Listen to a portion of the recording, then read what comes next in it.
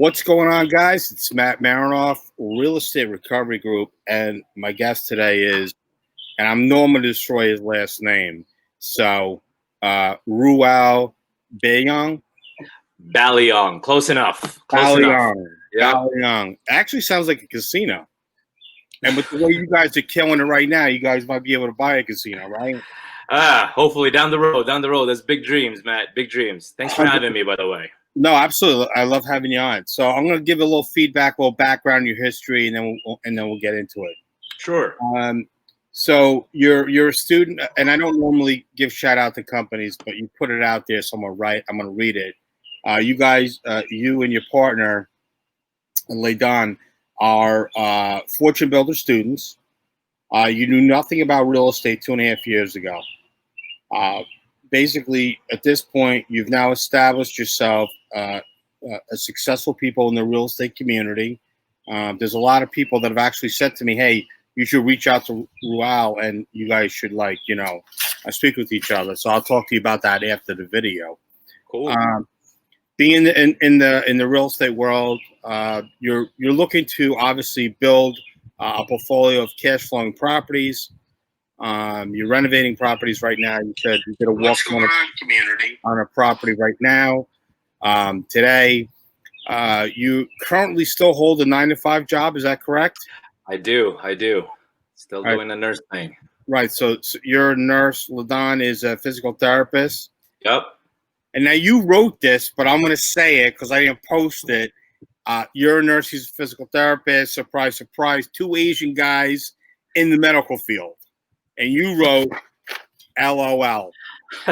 Yes, of course. I just want to clarify that because with all the bullshit that's going on in the world right now.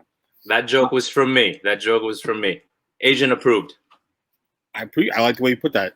And so I really wanted to talk about a couple of different things that you had mentioned. And you talk about, the financial literacy part of the industry.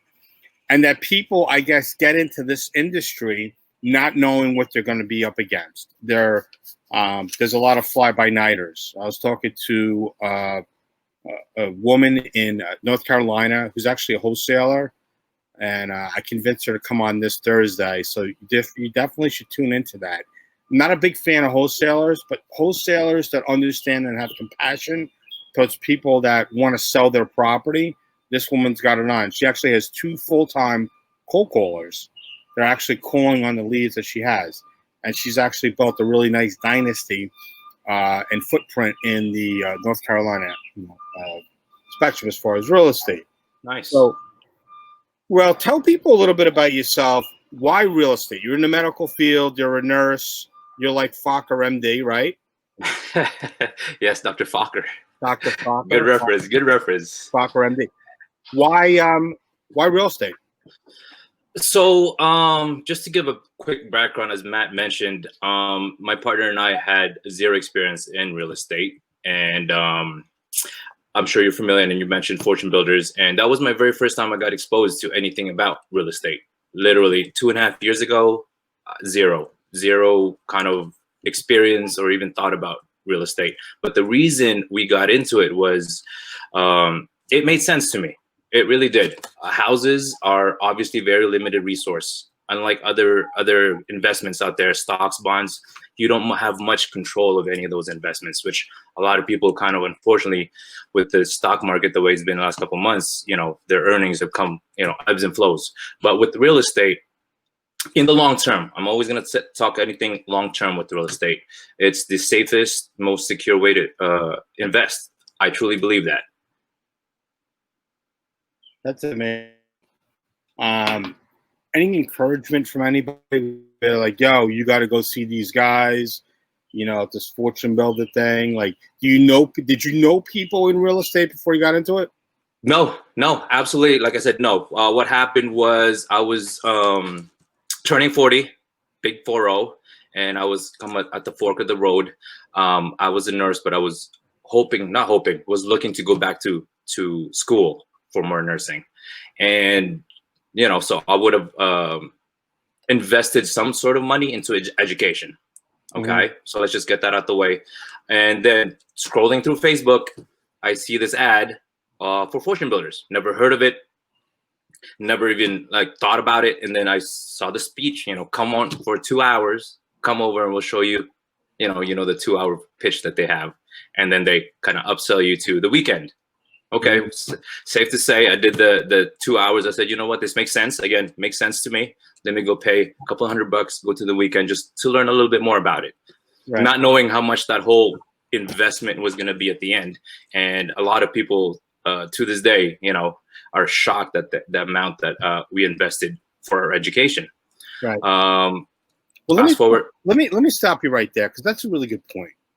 So when people go to like an institution, right, a college, brick and mortar, let's use Harvard for example. I got a full ride. I got a full scholarship to Harvard. I'm only kidding. I was about to say, you got me. I was like, what? You did? Nice. You're like, what's that now? So, when people think of like Ivy League schools, they think big money, right? Uh-huh. So, when I see these people out there and, look, some of my classes aren't a lot of money, right? The mentorship, costs a couple bucks. But if you're going to invest money in something that you're passionate about, right, and you want to learn, two things happen. One, you're going to have the desire to get the money that you put back out there. You want it back, right? And you want to get the knowledge. So I feel like if you don't have something invested, you don't have some type of stake in it or investing in yourself, then you're not going to be serious about it. I know the numbers that they charge. You've been doing it for 2.5 years. Have you recouped your money? Yes. So this is one thing that, again, when it comes to these people that just get caught up with the amount of that investment, I'll be honest, it was a $35,000 investment. Okay. That's a lot of money. Not a lot of people just have that. But at the same time, as I kind of mentioned earlier, I was going to go back to school for nursing. Right. Which was going to be an investment of $50,000 for me to, again, for the future, obviously have better salary and things like that. For a better future, I was going to invest in schooling. But I took this, but people don't look at this as schooling. Right. You know what I mean? In the last 2 years, I've met plenty of people that have just tried to do it on their own, go to RIA meetings and try to tackle this business and learn it at the same time just by themselves. And it's doable. I'm not saying it's not by any stretch of the imagination. This can be done completely free, but I also don't think that the speed of your growth and learning as a business won't be the same. Right. So what we paid for in tuition, we kind of recouped in how fast we feel our growth is in this industry.